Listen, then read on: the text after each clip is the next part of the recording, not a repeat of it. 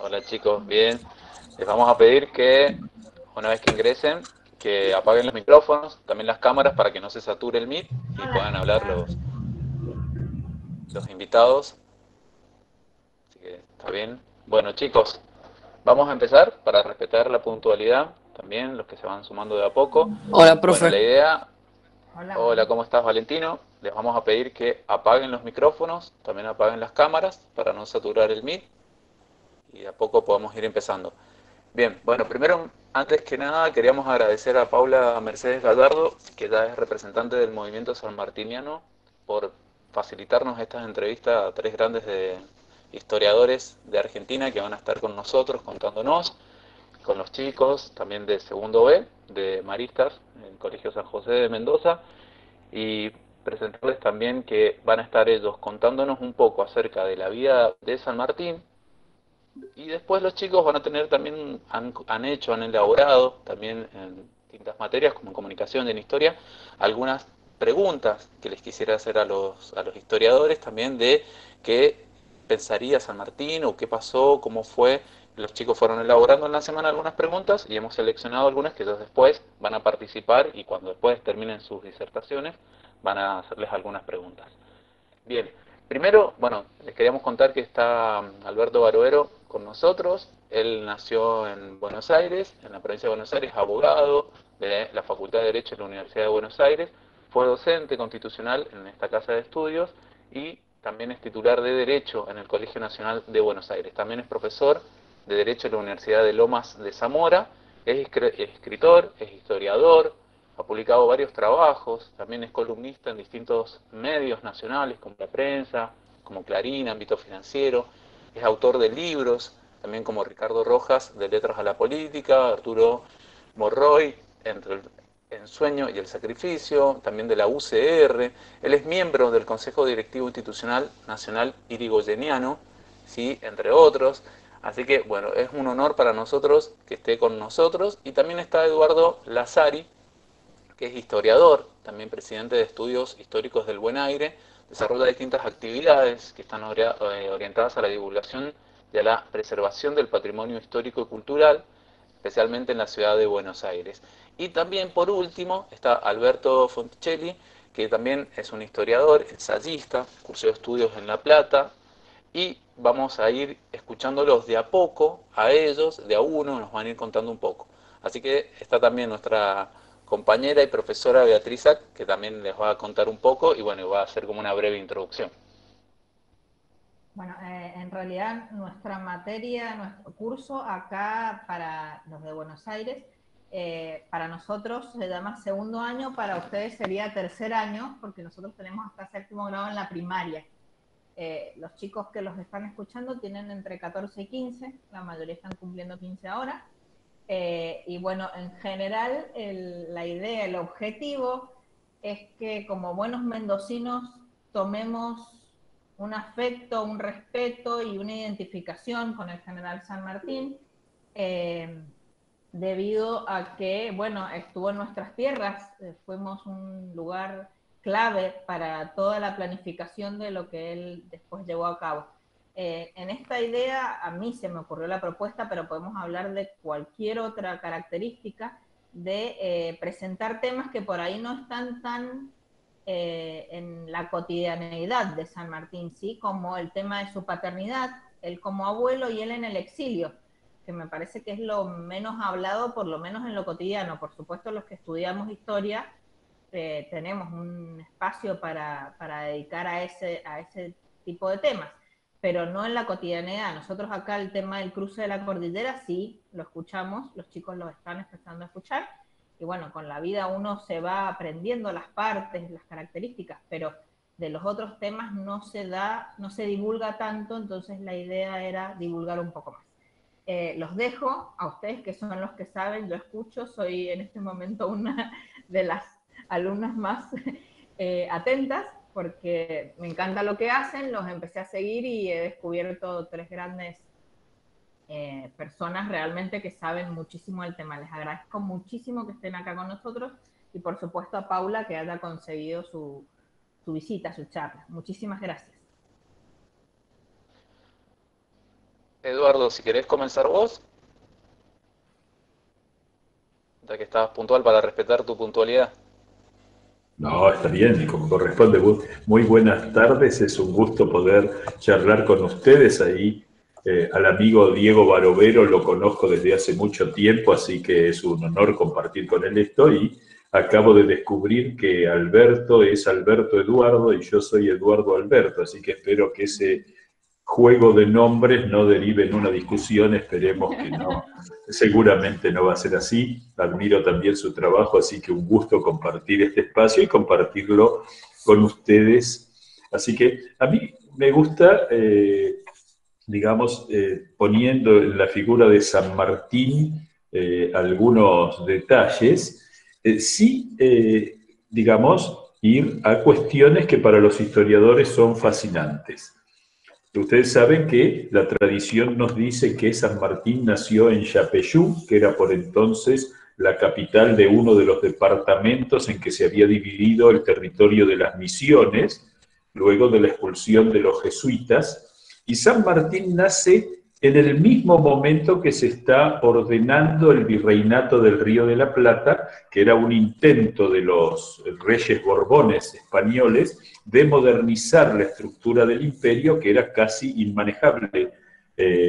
Piensen ustedes que el territorio bajo jurisdicción del virreinato del Río de la Plata era prácticamente el doble de lo que es hoy la Argentina, así que imaginar en esos tiempos lo que era gobernar esas tierras es enorme.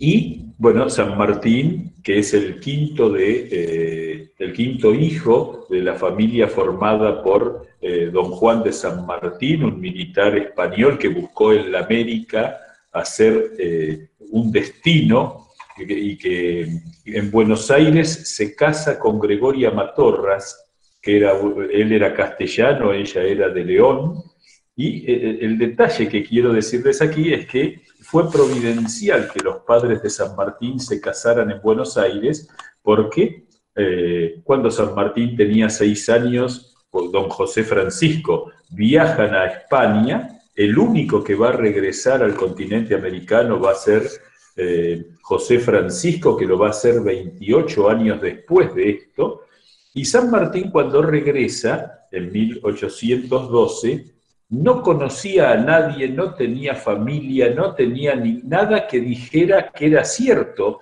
que él había nacido en Yapeyú. Y eso se debía a que en las distintas invasiones que hicieron los portugueses, que siempre estudiamos la invasión a la banda oriental, a lo que hoy es la República Oriental del Uruguay, no se toma en cuenta que invadieron también toda la parte, digamos, más al este, de la provincia de Corrientes, y Yapeyú fue saqueada e incendiada, por lo que no hay ninguna prueba histórica, ningún documento que avale que San Martín nació en nuestras tierras. De hecho, algunos historiadores españoles han hecho hincapié en ese detalle para decir que San Martín era verdaderamente un traidor en todo el sentido de la palabra.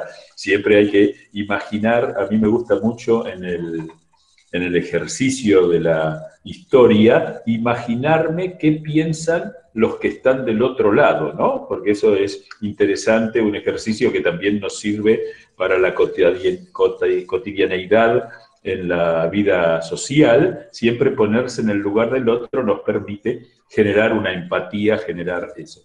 Así que, digamos, algo que es muy interesante es que San Martín siempre decía que él era natural de las Misiones, nacido en Yapeyú, ¿no? Así que siempre me fascinó ese aspecto, así que yo creo que vamos a estar de acuerdo con Alberto y con Diego en que vamos haciendo así como un pequeño popurrí para no aburrir a los chicos y bueno, yo concluyo esta primera parte diciendo que me fascinó siempre esa idea de que San Martín tuvo que construir hasta su lugar de nacimiento, tuvo que construir todo para que le creyeran, y desde ese lugar hizo algo que para mí es central y que marca el por qué la vida argentina de aquellos tiempos es tan extraordinaria. Fueron todos, San Martín, Belgrano y todos los hombres, los próceres de ese tiempo, hombres que hicieron lo que había que hacer, no lo que se podía. Hicieron más de lo que se podía, porque si no, bueno, ahí nos hubiéramos quedado un poco empantanados. Así que dejo a mis amigos Diego y a Alberto que se disputen ahora quién tiene la palabra. Alberto. Alberto, ¿cómo estás? Un gusto saludarte y bueno, ahora te damos pie para que puedas continuar un poco también, dar tu opinión y tu punto de vista sobre esto. Bueno, muchas gracias. En principio, bueno, es un honor compartir esta charla con Eduardo Alberto Lázari, el profesor Lázari, al cual tengo una profunda admiración. Y bueno, continuando con esto, lo que podríamos decir también, de dónde provienen las dudas, ¿no? Sobre todo de la fecha del nacimiento de San Martín. Las dudas vienen porque él, en sus determinados, o sea, en su derrotero de su vida, él va dando diferentes edades, o sea, diferentes edades de nacimiento serían si uno saca la cuenta, porque en realidad, por ejemplo, José Pacífico Ortelo dice, o sea, empieza a hacer una conjetura, ¿no? Porque en el testamento de doña Gregoria Matorras aparece María Elena, o sea, la primera hija, como en último lugar. Con lo cual él dice, bueno, si nació en el último lugar, en el 78, entonces San Martín no pudo haber nacido en enero del 78, tenía que haber nacido un año antes. Pero bueno, después eso se cambia porque en aquella época la condición de ser mujer era que la relegara en el testamento hacia el último lugar. Entonces eso quedó desestimado. Pero después otro historiador, Adolfo Espíndola, revela una carta donde San Martín, en 1848, le escribe a Ramón de Castilla, que era en ese momento el presidente del Perú, y le expresa, dice, como usted sabe, yo serví en el ejército español de la península, desde la edad de los 13 años. Entonces, o sea, sabemos que el Libertador ingresa al ejército en el 89. Entonces habría nacido en el 76. Si sacamos cuenta fácilmente, nos da que si nació en el 78, contaba con 11 años en el 89. La edad mínima para el ingreso al ejército de Murcia era de 12 años. Ahí ya hay un problema. Pero en el acta de casamiento, cuando él vuelve a Buenos Aires y se casa con Remedio de Escalada, en el acta de casamiento, como decía, figura otra edad. Él declara tener 31 años en 1812. Entonces habría nacido en 1881. Si recordamos que pide la baja en 1811 con 33 años, entonces al contraer el enlace no tenía 31, tenía 34. Bueno, otros documentos que se encuentran, bueno, es el capitán de la fragata Santa Balbina, cuando se embarca San Martín de regreso a España con su familia, ahí figura que San Martín nace el 25 de febrero de 1777. Por lo tanto, lo que vemos que las fechas de su nacimiento realmente se presta a mucha confusión.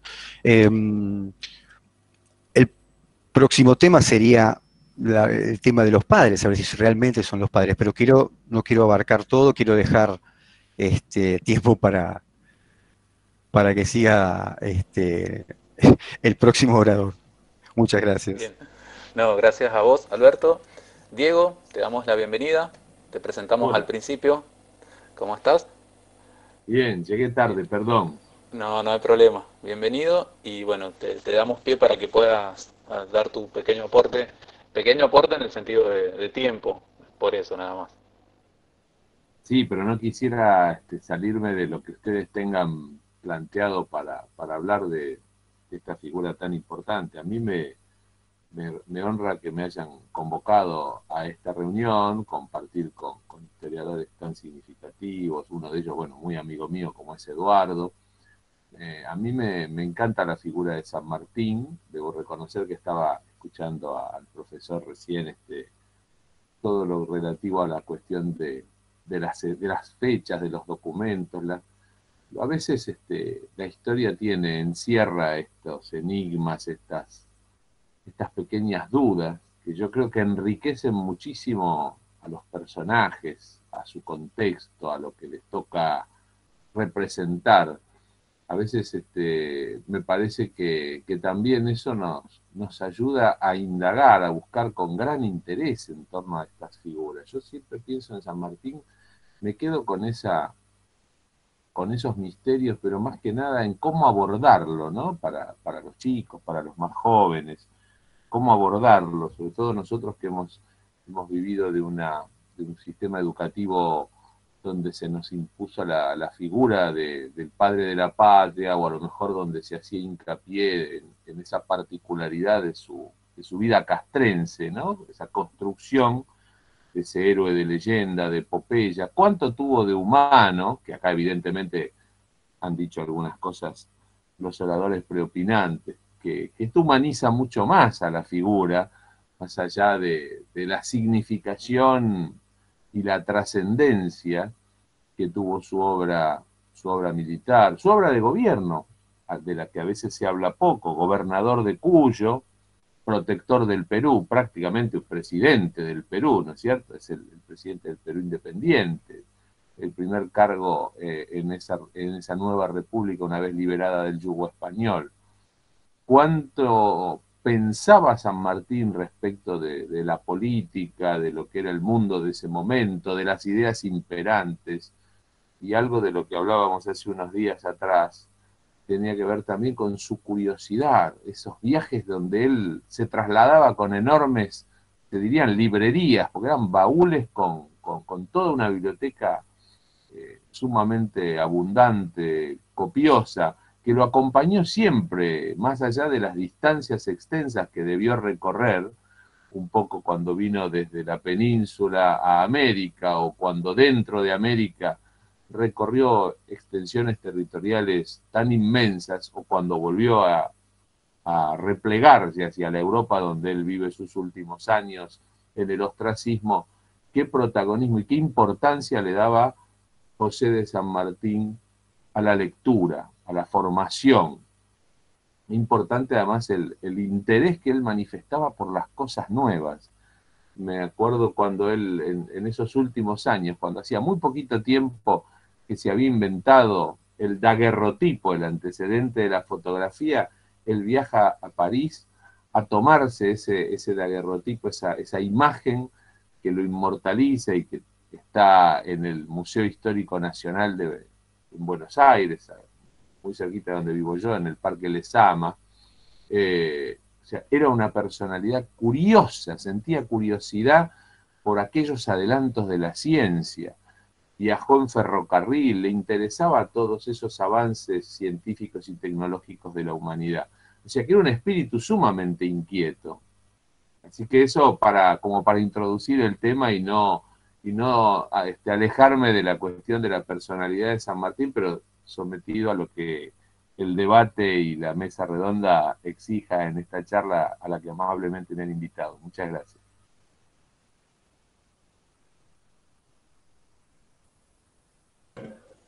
Bueno, ahí siguiendo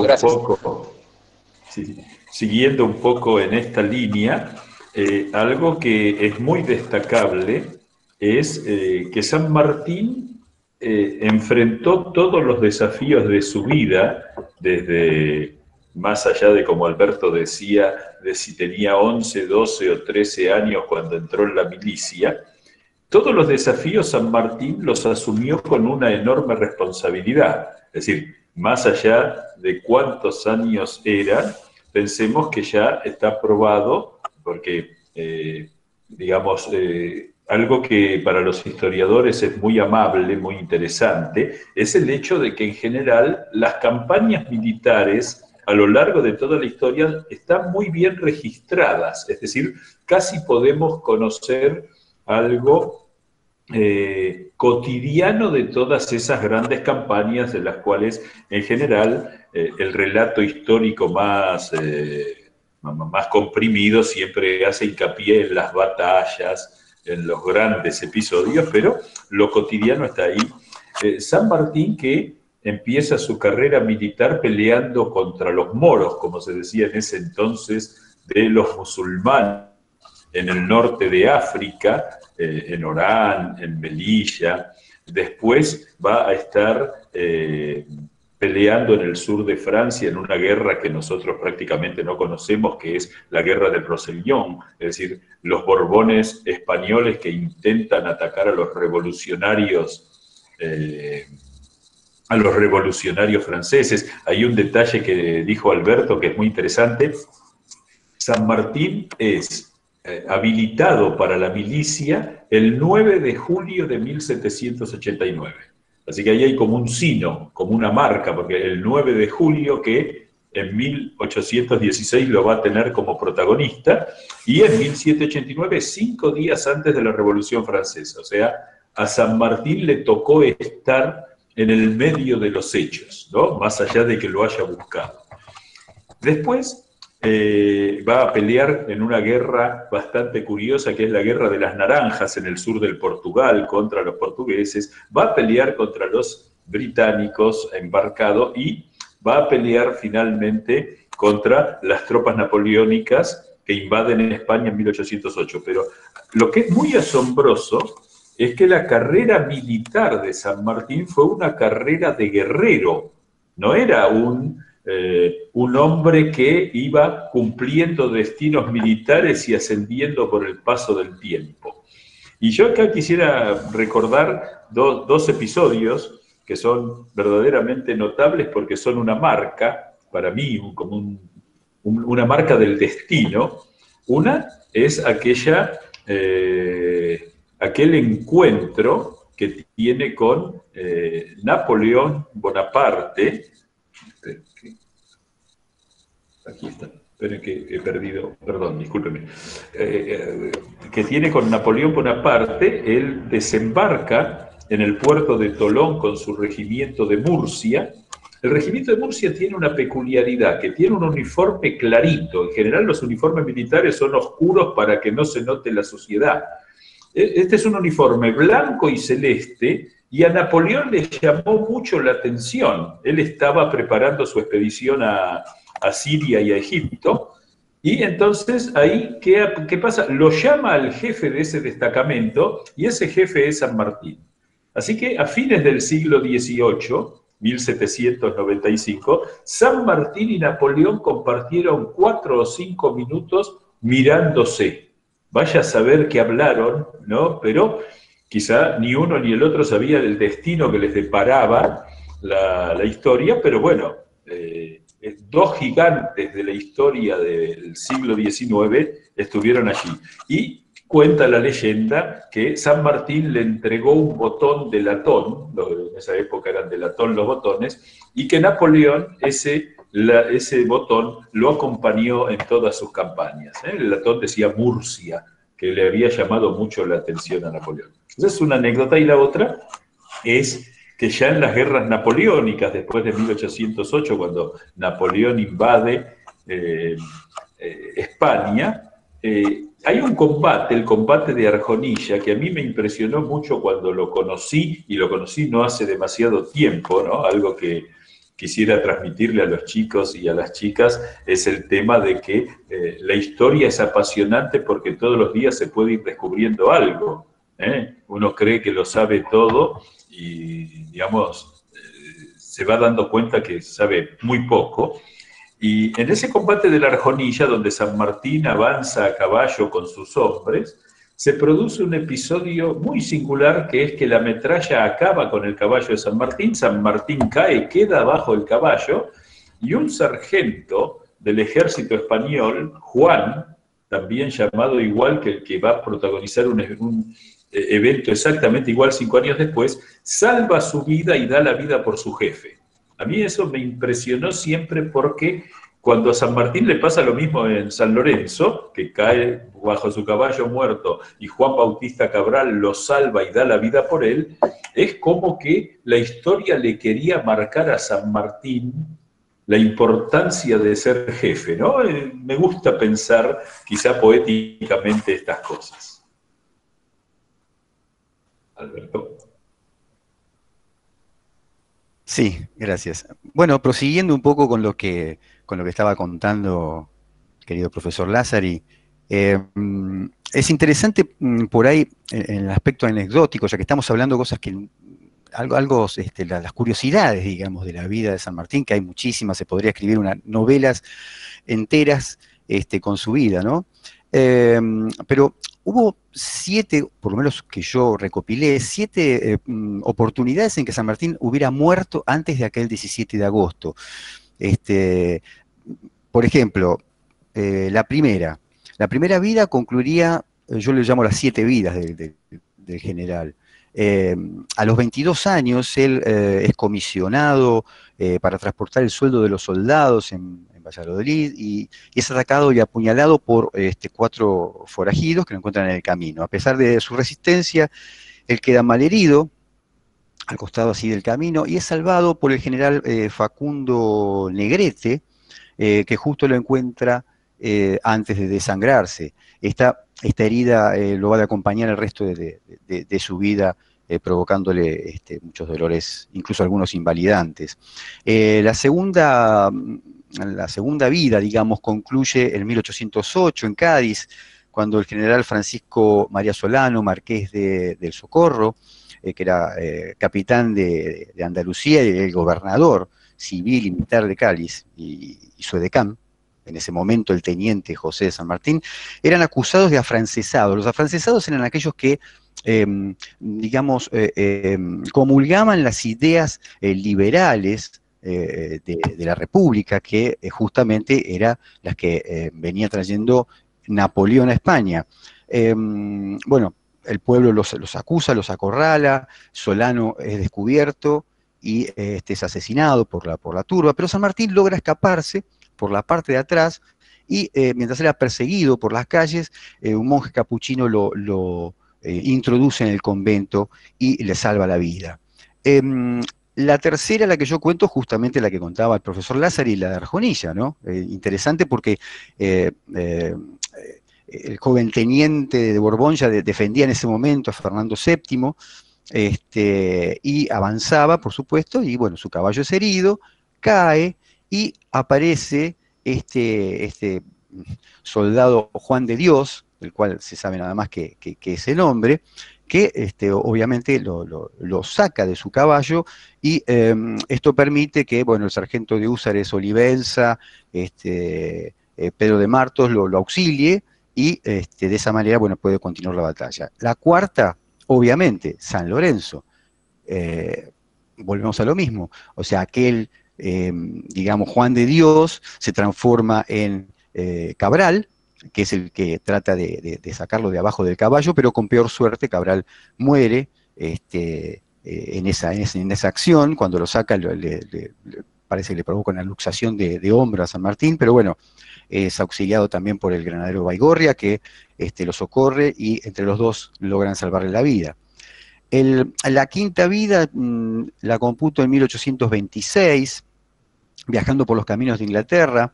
Su galera da un vuelco en el camino y queda con múltiples heridas y contusiones, y también es salvado por unos viajeros que pasaban por el lugar. La sexta vida sería ya mucho más adelante, cuando es una de las más extrañas, porque cuando él viaja a Italia en 1848, acompañado por su criado personal, el negro Eusebio, y también por el doctor Posadas hijo, ¿no? Por supuesto que era médico, y en cierta noche Eusebio corre a la habitación de Posadas diciéndole, desesperado, que el general estaba muerto en la cama. Entonces Posadas sale corriendo y le inyecta un medicamento o algo que lo hace reaccionar de aparentemente una convulsión que tenía por una probable epilepsia, pero pega un salto San Martín, se ve que le provocó un shock, asustando a los dos, ¿no? A Posadas y a Eusebio. Y bueno, la última, como ya sabemos, el 17 de agosto de 1850, en Boulogne-sur-Mer, Francia, a los 72 años. Toda una rareza para la época, porque realmente la expectativa de vida era mucho menor. La leyenda dice que los relojes se pararon a las 15 horas. En realidad sabemos que era una costumbre, que cuando moría el residente del lugar se paraban los relojes a propósito para, digamos, como una forma de homenaje. Bueno, no quiero acaparar más, quería contar estas anécdotas siguiendo lo que había contado el profesor Lázari.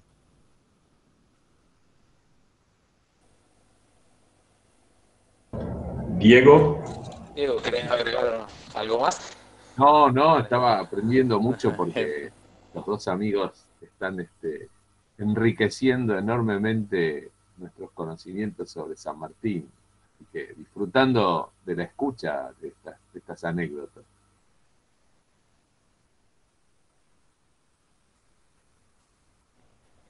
Bien, perfecto. Los chicos también han querido conocer un poco también acerca, bueno, es interesante esto que dicen acerca de que nunca uno deja de aprender, todo el tiempo tratando de descubrir, y justamente la tarea de ustedes como historiadores es encontrar nuevos aspectos, nuevos documentos que los lleva a esto, a conocer algo nuevo y que les apasiona, y ahí encuentran el camino y empiezan a desarrollar e investigar, ¿sí? ¿Cómo los llevó a ustedes este trabajo y por qué les interesó tanto también la vida de San Martín? Esto es más como una pregunta personal acerca del trabajo y qué destacan ustedes de San Martín.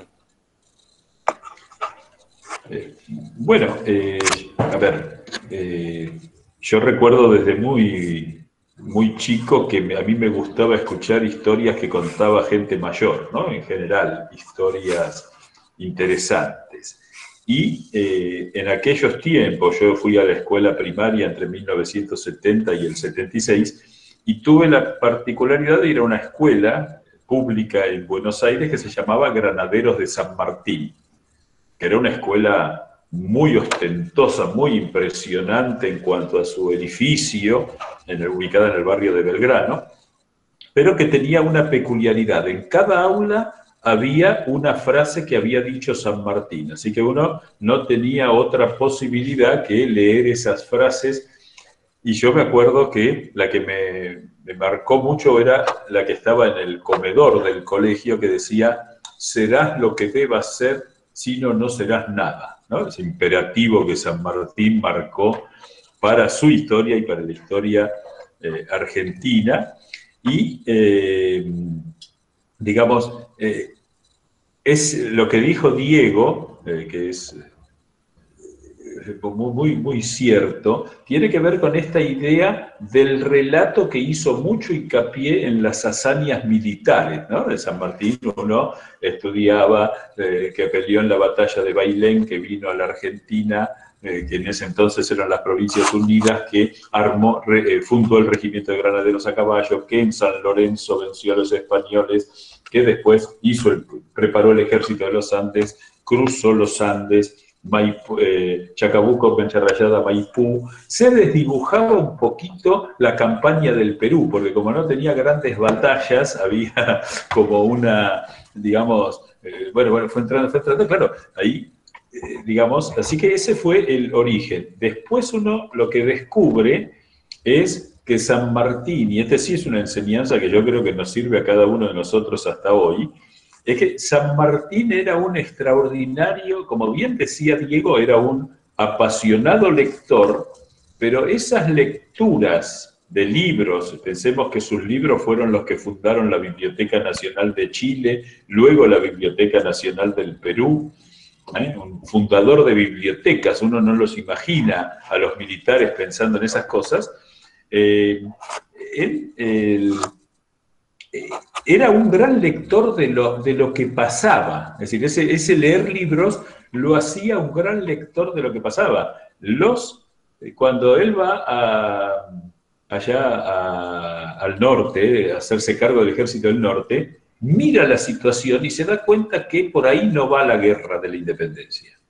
Y va a Mendoza. Yo creo que todavía debe haber algunas familias mendocinas que deben lamentar la forma en la que San Martín les quitó hasta lo que no tenían, porque fue muy duro esa preparación del Ejército de los Andes, ¿no? A mí me gusta mucho la carta de Pueyrredón cuando le dice: y no me pida más, carajo, que la próxima carta se la voy a escribir cuando me cuelguen en la puerta del fuerte, ¿no? Porque también había unos impuestos fenomenales en Buenos Aires.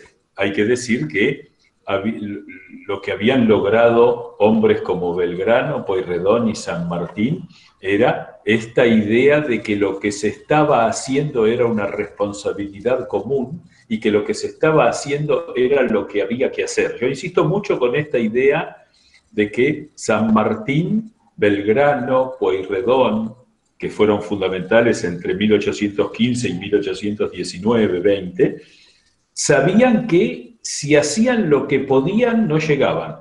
Entonces tenían que hacer un poco más. Yo tuve el gusto de hacer el cruce de los Andes por el Paso de los Patos, ¿no? Eso fue una audacia. Permítanme contar una pequeña anécdota personal, porque me invitan a hacer el cruce y yo confieso inmediatamente a quien me había llamado, mirá que yo no sé andar a caballo. Así que me dice, no te preocupes, vamos a conseguirte una yeguita mansa para cruzarlo. Y uno hizo el cruce 8 días a caballo y, digamos, cuando llegábamos había un campamento en el que nos estaban preparando de comer, teníamos servicio médico, teníamos incluso una persona que se lastimó, la vinieron a buscar en helicóptero, ¿no? Digo, para ver los medios. Y uno piensa que San Martín cruzó los Andes, que es para mí la epopeya militar más incomparable de la historia americana. No hay nada que se le parezca. Incluso cuando se hace la comparación con Napoleón o con Bolívar, cruzaron los Alpes a 2.500 y los Andes a 3.000 metros de altura. Nosotros estuvimos en un punto a 4.980 metros de altura. No sé, ese famoso mito de que no hay aire, no es un mito, es cierto, no hay aire. Uno no puede dar 2 pasos, uno se acomoda arriba del animal y va avanzando.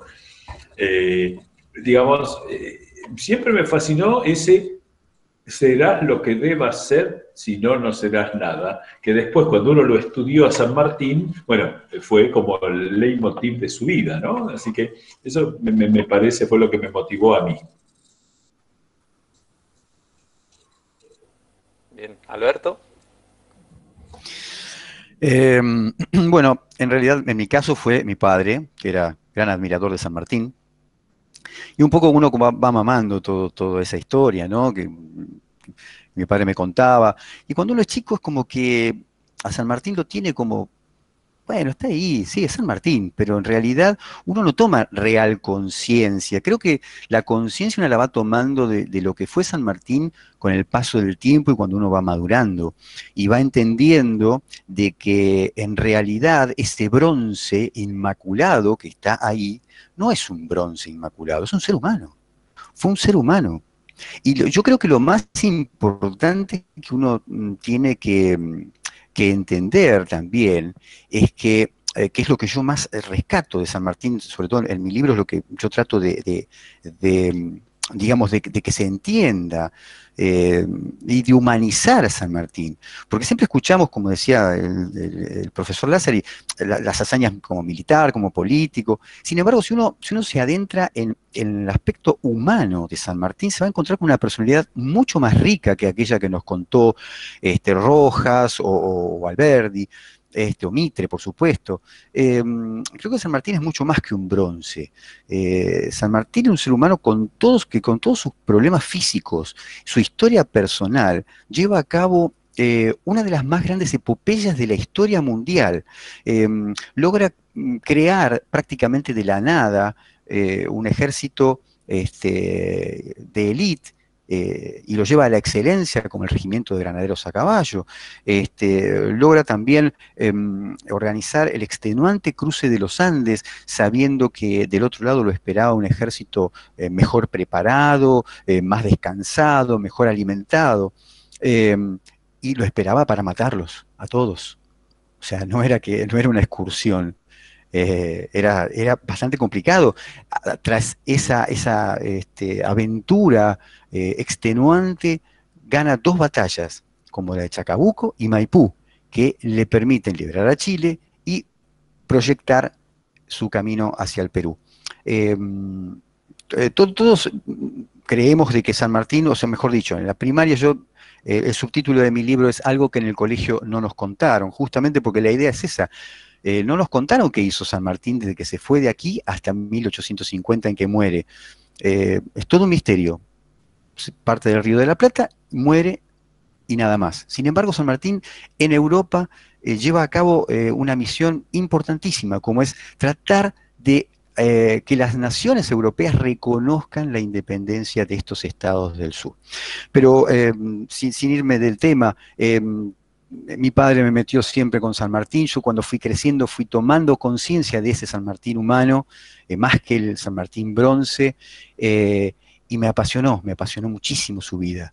De hecho, empecé a hacer los viajes cuando pude, a viajar a cada punto donde San Martín estaba, y no me avergüenza decirlo, me emociona muchísimo realmente estar en los lugares donde él estuvo, y tengo guardado frasquitos de tierra de San Lorenzo, tierra de Yapeyú, tierra de Maipú, de Chacabuco y de cada lugar donde San Martín ha estado. Así que bueno, ese es el comienzo, digamos, de mi pasión por el Libertador. Qué lindo hablar de esto que decís. Diego, te escuchamos. Sí, bueno, yo llego a la historia un poco diferente, no desde los estudios académicos, yo soy abogado y me voy acercando a la historia, pero obviamente, como señalaba recién Eduardo Lázari, los libros son fundamentales. El placer de la lectura trae el gusto por seguir leyendo y aprender más, investigar. Son importantes los libros, son importantes los documentos, son importantes los testimonios, y ahí voy a trazar un paralelo con algo que ya se dijo. De chico a mí siempre me gustó hablar con la gente más vieja, adulta. Yo tenía muchas charlas con gente vieja, con gente que se había dedicado a la docencia, a la historia, a la investigación. Lo conocí siendo muy joven a don Félix Luna, me facilitó la posibilidad de empezar a publicar artículos en su magnífica revista Todo es Historia, que hoy subsiste en formato digital, ya no está en los kioscos, pero que hizo Escuela, una revista de historia a nivel popular de divulgación que acercaba a la gente común, aquella gente que tenía el gusto de la historia, pero no había tenido la posibilidad o no había querido vincularse a la historia desde lo académico, acercarle lo que había pasado a través de esto. Y con ese lema, todo es historia, la gran historia se construía, como sabemos que se construye, a partir de las pequeñas historias, de los pequeños relatos, de los pequeños cuentos que van ayudando a conformar ese magnífico relato histórico. Y la figura de San Martín, particularmente, yo soy un exponente de la escuela y de la universidad pública, que me dieron la posibilidad de tener los estudios generales, primarios, secundarios y después universitarios. Y la figura de San Martín, un poco coincidiendo con lo que se ha dicho acá, claro, tratar de sentirse cuando uno es chico abrumado por esa figura broncínea que nos transmitieron las maestras, los maestros. Teníamos la suerte de tener extraordinarios maestros docentes en la escuela pública, y además la cercanía con el Museo Histórico Nacional, conocer sus uniformes, conocer algunos de los muebles que tuvieron que ver con su vida, y la lectura de los grandes trabajos históricos sobre la figura de San Martín. Con el tiempo, cuando uno se pone mayor, empieza a crecer, valora esto que decía el profesor Alberto recién, ¿no? Empieza a valorar la dimensión humana y ve que todavía es más grande San Martín, porque las dificultades, los sinsabores, el desconocimiento, la incomprensión de parte de aquellos que tenían poder de decisión en el país, en lo que era ese país tan embrionario, no es la Argentina, es un proyecto de Argentina en ese entonces. La grandeza que demuestran personajes como San Martín, como Belgrano, como Pueyrredón, a quien Eduardo mencionó recién.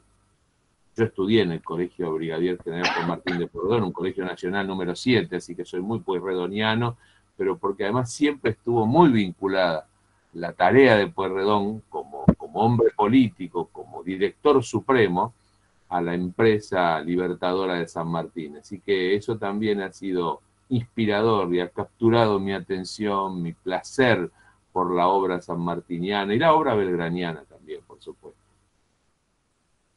Bueno, yo los interrumpo, pero para seguir lo que están diciendo ustedes, entonces me siento que voy por buen camino, porque yo tengo 40 y tantos y cada vez me siento más identificada con el San Martín humano, y es lo que trato de revertir en los chicos míos de 14, desde que doy clase, es esto de que vean cómo enfrentó las adversidades, las dificultades, más allá de esto de que los de este año, estos chicos que los están escuchando, aman las guerras, las batallas, y les van a preguntar por los combates porque les encanta.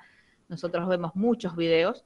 Yo otros años he trabajado y este año, bueno, por la pandemia no se le pudo dedicar tanto tiempo porque me gusta hacer la pausa para San Martín. El tema de historias clínicas, siempre lo trabajamos con los chicos para que ellos entiendan cómo él luchó contra él mismo y después luchó contra lo demás, que era lo que cuando empezamos decía Eduardo, que es siempre fue puesto en duda, ¿no? O sea, siempre él tuvo que demostrar dónde había nacido, que era del virreinato, que era esto, siempre tuvo que justificarse con todo, siempre lo cuestionaron. Y entonces humanizar ese San Martín y que los chicos vean que fue alguien que no le resultaron fáciles las cosas y sin embargo no bajó los brazos y siguió peleando, igual que Belgrano. Ese es como mi mensaje generalmente en docencia. Y ahora los chicos armaron un par de preguntas que llegaremos hasta donde, pues si no vamos a estar por nosotros, los adultos estaríamos hasta mañana charlando, pero ellos tienen como más limitada la atención. Entonces Lucía Miotti, si está por ahí, tiene una de las primeras preguntas, la responde quien quiera y van respondiendo de a uno. Así, ¿estás, Lucía? Sí. Sí, dale, Lucía. La pregunta que tenía era ¿por qué San Martín decidió ir a Europa? ¿Por qué decidió ir a Europa? Bueno, tomo la posta, pero a ver, por un lado hay que recordar que Europa era el centro del mundo y San Martín era un hombre de mundo, es decir, era un hombre que entendió lo que pasó en todas las guerras de las que participó cuando él estaba al servicio del Imperio Español en el ejército. Y algo que recién dijo Alberto y que también remarcó Diego, San Martín no llega a Europa, a veces se distorsiona el tema por el uso de la palabra exilio. Es decir, San Martín ve que el quedarse en la Argentina, quedarse en Buenos Aires, en esto yo recomiendo la lectura del libro de Ricardo Rojas, El Santo de la Espada, que es un libro poético, pero muy bien documentado, porque ahí él habla, San Martín no solo se va del conflicto interno argentino, a veces los argentinos somos muy ombliguistas, muy de mirarnos la panza, entonces no vemos lo que pasa alrededor, ¿no? Hacemos como el relato. Pero a San Martín le pide que vaya a hacerse cargo de la guerra civil en el Perú, y lo rechaza cuando ya estaba en Mendoza. Le piden que vaya a hacerse cargo de la guerra civil en Chile, y después le piden que se haga cargo de la guerra civil. Y San Martín era un hombre de orden que no entendía que se pudiera resolver a través de la violencia el conflicto político. Es muy interesante, hay un documento que yo les recomiendo investigar a todos los chicos, que es un documento olvidado por la historiografía, yo creo que intencionadamente, porque San Martín en el manifiesto a los argentinos del 22 de julio de 1820, desde Chile, él hace ahí es su doctrina política. Él dice que la federación tiene que ser un acuerdo en el cual se respete la fuerza de un gobierno central. Y tiene una frase muy dura porque dice, ver al país sumergido ahora en el infierno de las luchas civiles, después de los 10 años de sacrificio que se hicieron para hacerlo, y incluso es profético, porque dice, si siguen así, va a aparecer el encanto de algún arribista y déspota que los convenza de que el orden es preferible a las libertades, ¿no? Casi como anticipándose a lo que iban a ser las guerras de caudillos. Él va a Europa. Entonces, perdón, siempre les pido disculpas a Diego, a Alberto y a los chicos, porque uno empieza a hilar y se va. Pero San Martín, y vuelvo a lo que Lucía preguntaba, San Martín se va a Europa a seguir trabajando por la independencia de los países americanos. Se reúne con autoridades en Londres, trabaja con la masonería en Bélgica. En Francia era común que recibiera a consejeros de Estado, a ministros. Nosotros tenemos esa imagen de San Martín sentado con las dos nietitas cuidando las dalias, pero bueno, eso era parte también. Pero, digamos, fue un tiempo, además, Europa fue para San Martín el tiempo de la reconstitución de la relación con su hija. Él a su hija la había visto menos de un año, cuando tenía 8, porque había participado de todas las guerras. Entonces, San Martín va a Europa, yo creo, esto es, acá quiero ser prudente como lo han sido mis amigos Diego y Alberto, ¿no? Porque siempre hay que distinguir lo que fue de lo que uno cree que fue. Yo creo que San Martín tenía en claro que podía seguir sirviendo a la causa americana desde Europa. Si se hubiera retirado a una chacra, a pesar de que él siempre, y esto no lo digo porque estoy hablando con mendocinos, pero él siempre añoró volver a su ínsula cuyana, a su chacrita, ¿no? Era como, él había encontrado en Mendoza su lugar en el mundo. Pero bueno, la historia lo fue llevando y San Martín observaba, ¿no? Ahí cuando él se va de Granbourg, que está al sur de París, rumbo a Londres en 1848 por el estallido de la Revolución, él llega a Boulogne-sur-Mer en tren, como decía Diego, viajó fascinado. Él hace una reflexión respecto de lo que hubiera tardado de haberse hecho a caballo ese trayecto, que fueron unas horas no más. Y él llega a Boulogne-sur-Mer, miró, le gustó esa ciudad amurallada medieval, yo he tenido el gusto de poder conocerla hace un par de años, y se quedó ahí, y cambió planes, es decir, porque y se queda en Boulogne-sur-Mer, alquila un piso en la casa de un médico, y pasó ahí sus últimos tiempos, hasta llegar al 17 de agosto, ¿no? Así que me parece que él vio que Europa podía seguir sirviendo a la causa americana si él hacía algo. Mi hipótesis. Ahora, las otras, muchas ya las respondieron. Entonces, si está Sofía Docio por ahí, que le pregunte a Alberto. ¿Está Sofía?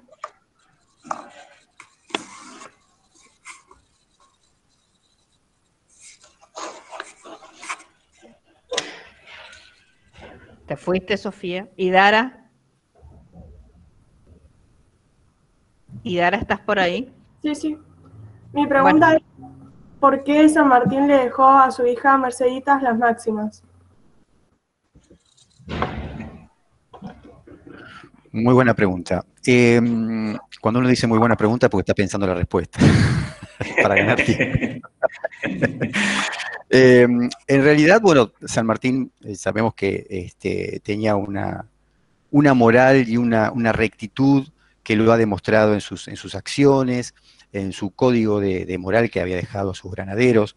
Pero era muy interesante la relación que él tenía con su hija Mercedes, que después de,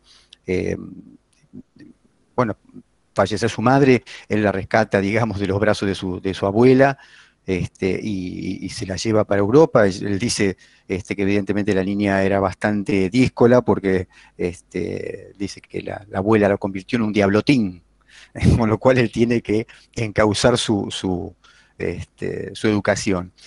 Cuando él llega a Europa, la inscribe en uno de los mejores colegios, la pone a cargo en principio en Inglaterra, a cargo de la familia Heywood, que era un viejo capitán de la marina inglesa, y en uno de los mejores colegios de Londres, pero después cuando va a Bruselas, también la instala en otro colegio allí.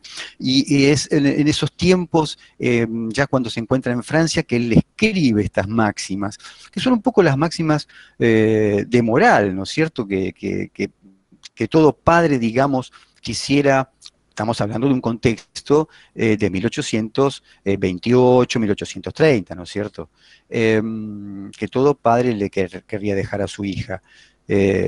Y tiene unos Esas máximas tienen, la verdad, un fondo que uno tendría que ver una por una, leerla y interpretarla, obviamente de acuerdo al contexto histórico, pero interpretarla de manera que es lo que me parece más importante, traer a la actualidad esos códigos de moral y esas máximas que él escribió a Merceditas a la actualidad, a la vida actual, para que nosotros mismos podamos reinterpretarlas y tenerlas en cuenta para una mejor relación con nuestros compañeros de trabajo, nuestros compañeros de colegio, nuestros maestros, con nuestros padres, con nuestros amigos y con la sociedad para hacer de ese código de moral y de esas máximas que le escribió a Merceditas una mejor sociedad. Esas máximas, respondiendo concretamente a la pregunta, él se las escribe justamente para darle una especie de eje conductor a su hija desde ese momento hacia el futuro. Gracias, Alberto. Ahora, Diego, me gustaría que le responda a Lucía Salamone, que está por ahí, para ir terminando. Tenemos muchas Lucías y tenemos nombres repetidos, por eso, y no los veo a todos en pantalla, si no busco, Lucía, ¿estás? Sí, acá estoy. Te escuchamos, Lucía. La pregunta es, San Martín, ¿tuvo una buena relación con sus hijos y nietos? Y les contó sobre todo lo que hizo, o sea, independizar, bueno, Argentina, Chile y Perú, las guerras, etcétera. Sí, claro, por supuesto. Bueno, estaban acá, han contado Eduardo y Alberto, han contado detalles de la vida de San Martín, que tardíamente él reconstruye la relación con su hija, a la que debe criar solo porque él había enviudado, la chica estaba al cuidado de sus abuelos maternos. Por eso su estancia europea también habla de la reconstrucción del vínculo filial, paterno-filial con Mercedes, y el vínculo después, por supuesto, le da una educación, estas máximas que señalaba recién Alberto, que eran un verdadero código de ética, por supuesto, como señalaba él, también coincido, contextualizado en el siglo XIX, obviamente, pero que tienen desde el punto de vista moral una gran vigencia. Los otros días tuve un pequeño intercambio con gente del mundo universitario y recibí una impresión desafortunada. Me dice, pero las máximas de San Martín ya no están vigentes. Desde cierto punto de vista podría interpretarse que no están vigentes de acuerdo a los cambios, la mutación que tuvo la civilización humana entre los siglos XX, XXI que estamos viviendo, estos tiempos tan complejos, tan conflictivos. Pero si las reinterpretamos desde la actualidad, tienen más vigencia que nunca. Creo que la humanidad tiene la obligación de incorporar ciertos códigos y valores que están planteados muy claramente en alguien de una moral superior como era el general San Martín, y como él se lo inculcó a su familia, primero a su hija, su primera y más alta responsabilidad de un hombre que es padre es la educación, la formación integral de sus hijos. Creo que él estuvo muy a la altura de ello, y creo que eso ha trascendido. Nosotros lo recordamos desde ser muy chicos, cómo San Martín influyó en la formación de su hija y en la formación de sus nietas, aún no viviendo en la patria, aún estando alejado.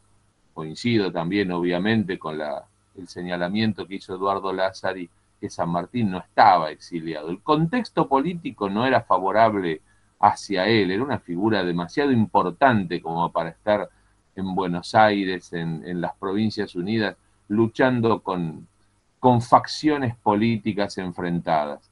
A mí me gusta una frase que dice Ricardo Rojas cuando señala que una gloria mayor que tuvo San Martín fue la de haberse, no solamente haber enfrentado a los ejércitos españoles tan poderosos, haber formado ejércitos y soldados de la nada, porque en la Argentina, en esas Provincias Unidas, no había prácticamente disciplina militar. Él trajo gran parte de su experiencia en el mundo, haberse medido con las inclemencias del tiempo, haber cruzado los Andes, plegamientos cuaternarios a una altura poco similar en el resto del mundo, ¿no? Una hazaña pocas veces vista. Pero tal vez la gloria mayor haya sido la de saber renunciar a la tentación de los ascensos, de los honores, de los premios, de los reconocimientos, y aceptar que políticamente el tiempo que él le tocó irse de estas tierras era porque la adversidad, el eclipse de la estrella, de la figura de San Martín, tenía que ver también con que empezaba a cambiar la situación política en torno a él y cómo aceptó esa situación pero nunca renunció a lo esencial de su empresa, que era la liberación americana, y por eso, aún viviendo lejos de la patria, siguió trabajando por su independencia, por la consolidación de esa independencia y de esa emancipación. Diego, muchísimas gracias. Ahora, bueno, queríamos recordarle el agradecimiento, por supuesto, a Paula Gallardo, que fue la que nos consiguió justamente la entrevista con ustedes tres y poder brindarle a los chicos justamente todo este conocimiento.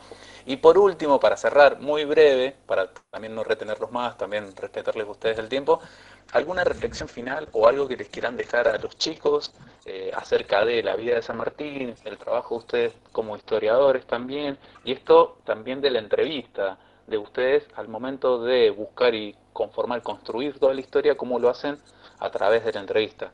No sé cómo lo van a hacer, pero brevemente, por favor, cada uno. Muchísimas gracias.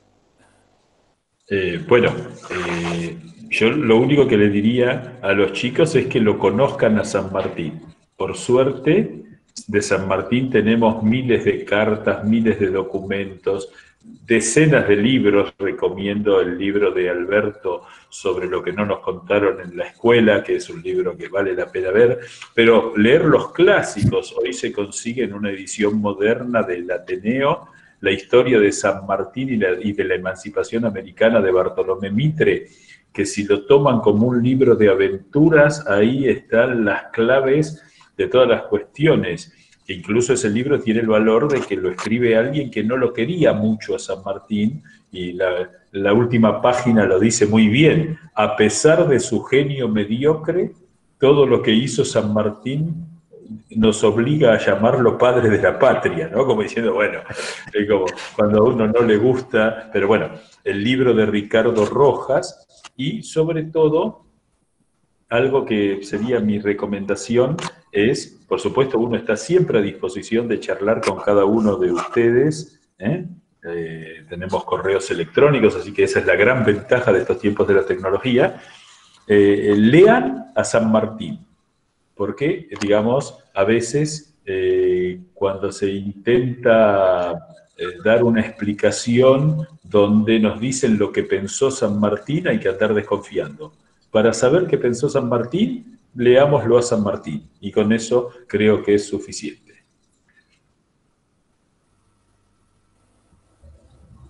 Muchas gracias. Un gusto. Eduardo.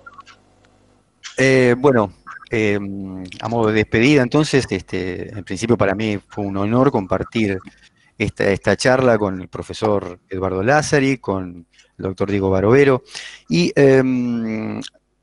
lo que dice, bueno, y le agradezco la recomendación de mi libro al profesor Lázari. Lo que digo sí es exactamente, me parece que lo que dijo el profesor Lázari es cierto. O sea, los chicos que se acerquen a San Martín sin miedo, o sea, no pensando en números, batallas, fechas, nombres. No, acérquense más al San Martín hombre. Yo voy a hacer una pequeña reflexión, ¿no? Yo creo que lamentablemente cuando estamos hablando, que el doctor Barovero decía, ¿no?, sobre los valores, yo, esto es una opinión personal, lamentablemente creo que hemos extraviado algunos de los valores morales de San Martín. Pero voy a pecar de optimista.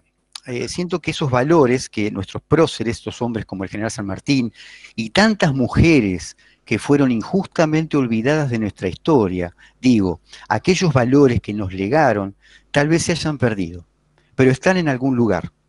Creo que encontrarlos y recuperarlos tiene que ser nuestra labor. Muchas gracias. Gracias a usted. Buenísimo, Alberto, muchas gracias. Diego.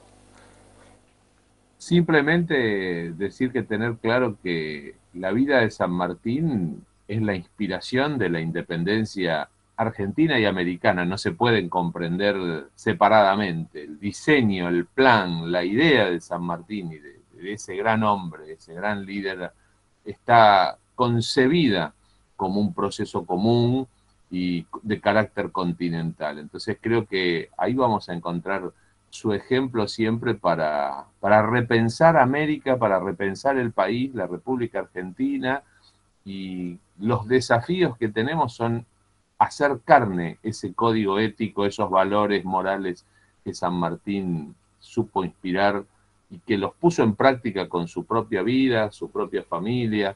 Así que ese es un consejo a los demás respecto de las lecturas de San Martín que hicieron los profesores. Desde luego, suscribo todo. Quise decir otra cosa para no repetir lo que ya habían señalado ellos. Muchas gracias por la invitación, ha sido un honor. Diego, muchísimas gracias. Bueno, muchísimas gracias a todos los profesores, historiadores y grandes que tenemos. Acá son nuestros, son de Argentina. Así que bueno, por supuesto también a Paula, bueno, Beatriz, que también anda por ahí. Bueno, un honor tenerlos con nosotros. Queremos, como decía Federico más temprano, cumplir con el horario que fijamos, aunque estaríamos días y días y días hablando y disfrutando toda esta riqueza cultural, histórica y propia, ¿no? Les agradezco de todo corazón que hayan compartido con nosotros este momento. Yo todavía no caigo en que lo tuvimos, pero gracias. Y ojalá se pueda repetir en algún otro momento. Muchísimas gracias. Gracias a ustedes. Gracias. Muchísimas gracias. Gracias. Hermosa la experiencia de aprender con ustedes. Muchas gracias. El colegio muy agradecido por poderlos escuchar y poder tener esta experiencia, los chicos y nosotros. Muchísimas gracias nuevamente. Gracias a ustedes por la invitación. Y obvio que dejaremos las puertas abiertas respecto de la virtualidad, pero otros años, ¿por qué no poder hacerlo así? Muchísimas gracias. Gracias, chao. Gracias por motivarnos. Muchas gracias. Muchísimas gracias, profe. Chao. Chao. Muchas gracias. Chao, Gracias, Betty. Chao, gracias. Y Alejandro. Betty, Ale, me encantó. Chao, muy gracias. Lindo. Chao, chao. Chao, chicos. Lindo. Hermoso. Qué fascinante. Señor Lázari, yo le digo que yo lo escuchaba en Radio Mitre.